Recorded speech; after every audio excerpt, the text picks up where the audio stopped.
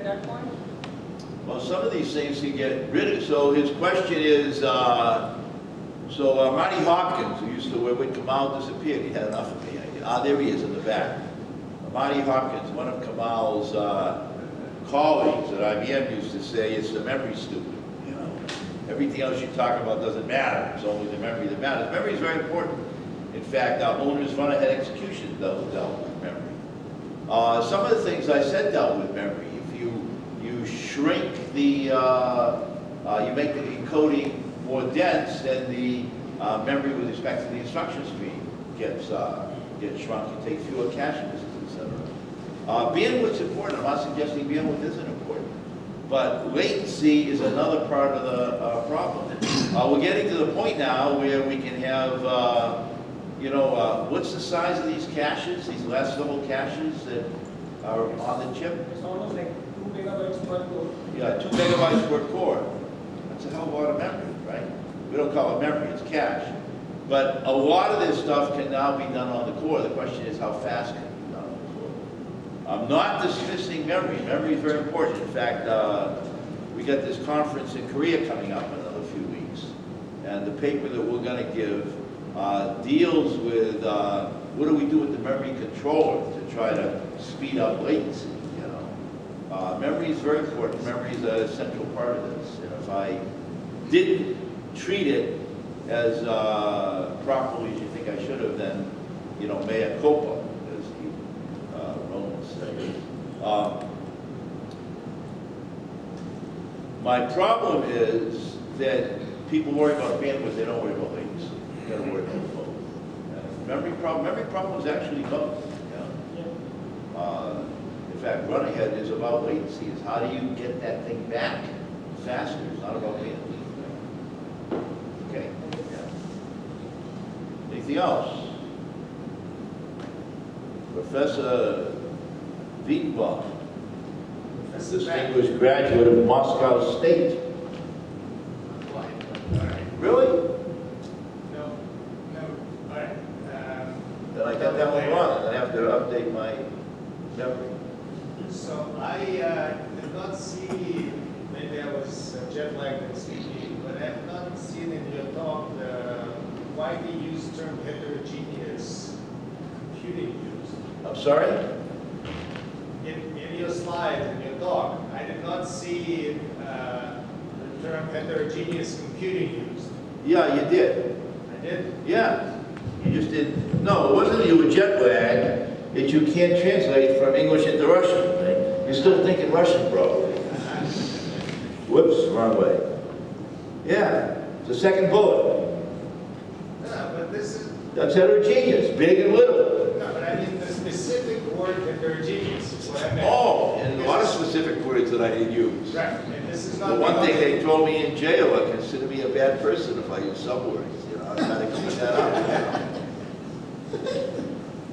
So this is one example of heterogeneous computing. But what do you think about that? Oh, so let me give you, let me interrupt you, because there is another bullet. It's called quantum computing. Okay. You would argue that you would say that's heterogeneous. And in fact, for years I thought quantum computing was complete nonsense. It's silliness. All of a sudden they discovered Heisenberg's principle and they decide that if you have a thing called a qubit, it can be a 0 and a 1 both at the same time, and now with n bits you can represent all 2 to the n values simultaneously. We can, solve the cryptography problem, right? And I said, it's all nonsense. And every time I go to a conference and there'd be a tutorial on quantum computing, I'd go to it, and finally I got to learn.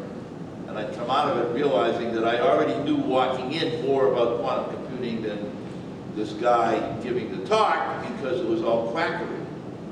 But then Burton Smith, one of the people I admire greatly in our field, started building a quantum computer. And I heard about it, and it turns out it's not a quantum computer. We're not going to have quantum computing. What we're going to have is quantum accelerator. And so what they're doing at Microsoft is they're building a computer, and one of these accelerators is what Burton's working on, which is a quantum thingy. which is it's like, you know, back in the old days, we had the 8086. How did it do on floating point? It didn't. We had the 8087. That was an accelerator. You want to do floating point, you hand it to the 8087. Tomorrow, when you want to do quantum computing, you hand it to the quantum accelerator. And that's going to help the latency problem, right? Because instead of taking forever, and I don't pretend to understand quantum computing, you know. Schrodinger's cat, you open the box, the cat's dead. But before you open the box, it was dead and alive both.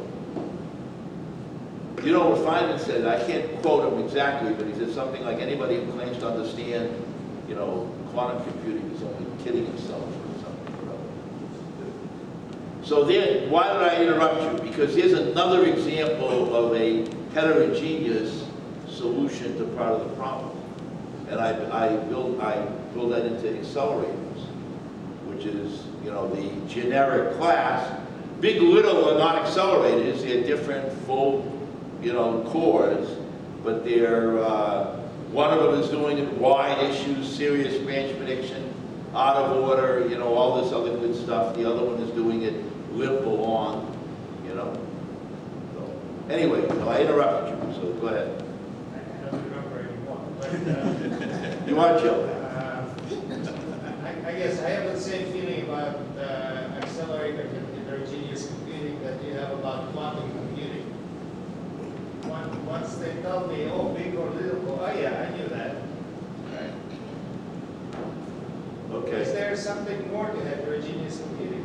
There's something more. Okay, so teach me. So there's something more to it. So give me the insight. Where you?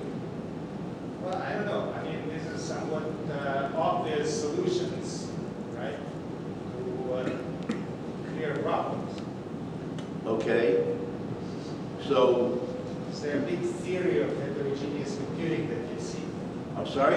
Is there a big theory of heterogeneous computing that you can foresee? I think you're going to, so, you know, somebody, so we did this panel at Micro a couple years ago in Cambridge. And the issue of the panel was von Neumann is dead. You know, von Neumann machine is dead. And there were 6 panelists. 3 of us said, no, it's not dead. Me, Guri, and I forget the other guy. And then the other 3 said, yes, it's dead.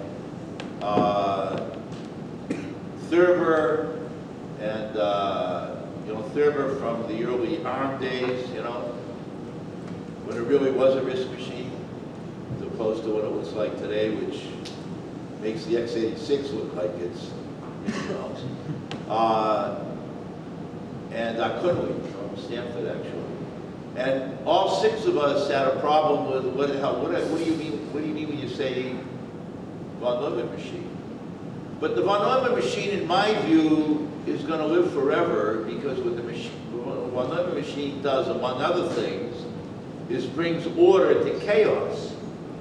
And with the latency problem and more transistors, we have the opportunity to do these accelerators and control them by the von Neumann machine. So if you want to talk about an overarching theory of heterogeneity, I would argue that may be the first step in the theory of heterogeneity, is that we have to have this orderly, controlled, systematic thing. And then these accelerators need to be controlled. And the accelerators are going to be driven by the needs of what the application needs today. Right? Thank you. Okay. Questions? What do we got? We're running out of time. Coffee break? We have a couple more minutes. Any other questions? Yes, there's one more. Wonderful. All right. Working here. Yeah, so, Ron Silverstein, Technion. I wonder get that. You are who? I'm sorry? You said who you were, but you mumbled it so nobody could understand it. Well, I said it quickly not to waste time. I'm sorry? I said it quickly not to waste time. Oh, and so I responded by that. That's good. Right, so you mentioned 50 billion transistors chip. I'm sorry? You mentioned 50 billion transistor Yeah, chip. right. I wonder if more than the large portion of this chip would be just memory, probably non-volatile memory, would that be a good idea? So it'll be an easier thing for people to do. In fact, the way our business started developing, in fact, I wish I now had the slide that was designed by one of my graduate students, because I can't do serious PowerPoint. But what the slide did is traced over time how many of the transistors went into the core, out of order, branch prediction, serious pipelining, all that stuff, and how many of the transistors went into the cache. And for a long time, we were putting more and more transistors in the cache. So for example, the Intel's Pentium M had 77 million transistors. 50 million went into the L2 cache. And then you fast forward the next generation and the 77 million becomes 140 million. 110 million goes into the second level cache. And of course that meant that the core, instead of having 27 million, had 30 million. And because you didn't get much performance, they said CILP is dead. No, it wasn't dead. It was the fact that it's easy to make the cache bigger. You know, step theoretical, trivial. And so you kept getting bigger and bigger caches. Finally, they said, you know, this is getting a little ridiculous. And so dual core was born. And then quad core and octal core, etc. And we're getting more and more cores. So you're saying, will more and more go into the memory? I think a lot of it's going to go into the memory, but I would hope that more and more of it goes into doing those things within the core. They can make the core go better also. Things like a better branch predictor, things like out of order, things like I have no idea yet, things like accelerators that get used when they're needed. It's easy to put it into the memory. And you will get a benefit, you know, because, so you know, Danny Hillis did the connection machine as a graduate student under Minsky at MIT back in the 80s. And he said, you know, what's good about my design rather than the conventional design, in fact, he gave an example. He said, why is it that when you're driving down the road in some busy city, Times Square in New York, for example, probably downtown Istanbul, you've invented green and red lights for traffic control, right? Yeah, good. And if I go to, in fact, probably outside Taksim Square, there's probably lots of traffic lights. And so you control the automobile with a computer. And the switching time of these transistors is in the nanosecond range. Now it's in the picosecond range. Let's say 10 to the minus 9, 10 to the 9th transitions per second. And we have 10 to the 9th of this memory. So I got 10 to the 18th, 10 to the 9 times 10. 10 to the 18th transitions per second. And he said, why is it that the human that has 10 to the 10 neurons switching in the millisecond range, 10 to the 10 times 10 to the 3 is 10 to the 13. So we work at 5 orders of magnitude less than the computer. And yet we can do so much more. If you had the computer control, you know, we now have these Google cars that work in California. California is easy, it's not Times Square. When Google has a car work in Times Square, then I'll believe it. Why is it that humans can do so much better? Answer, according to Hillis, is that what he did with the connection machine is have a little piece of memory associated with it, each core. So you can have all that memory working all the time. We don't do that. We have all this memory and we have very little of it that's actually working at any one time. You know all about static power versus dynamic power. Dynamic power is a little bit. Static power is a huge, more memory, more static leakage, right? So to add more memory, you get a little bit of a benefit. But I can't believe you're going to get the same amount of benefit if you can have more of the stuff being effective every cycle. So that's my long-winded response. Okay? So let's take the remaining questions offline. Let's thank the speaker. I'll have 2 announcements after that. First is Kamal will present a gift to the A speaker. gift. We Wow. have a gift for the speaker. Thank you very much, Kamal.